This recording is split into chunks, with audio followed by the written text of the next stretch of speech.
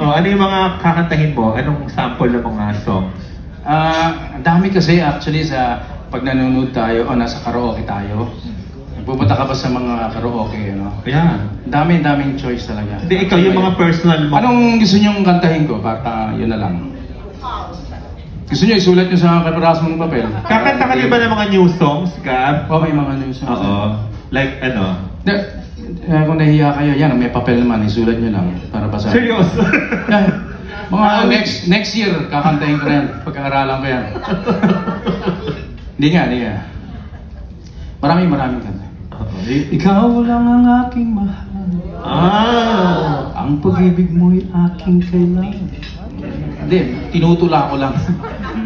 Pero alam mo, in fairness, maganda rin naman boses mo, Gabi. Nasanay ba yan nung nasa States ka na nagko-concert ka madalas na araw? Nung nasa Amerika kasi ako, pinakanta ako ng isang kanta. Ayoko talagang kumanta yun. Happy birthday nga, hindi ko mabuo. Ayun, kayang-kaya ko na. Yun ang una kong pinag-aralan. At saka, yung lola ko Kapampangan. Kaya, habang pinapatulog niya ako, yun ang naaalala ko, kinakanta niya sa akin. Sila, Sharon, Kapampangan din sila, di ba? Kaya nagkasundo kami sa pagkain. Nag-enjoy.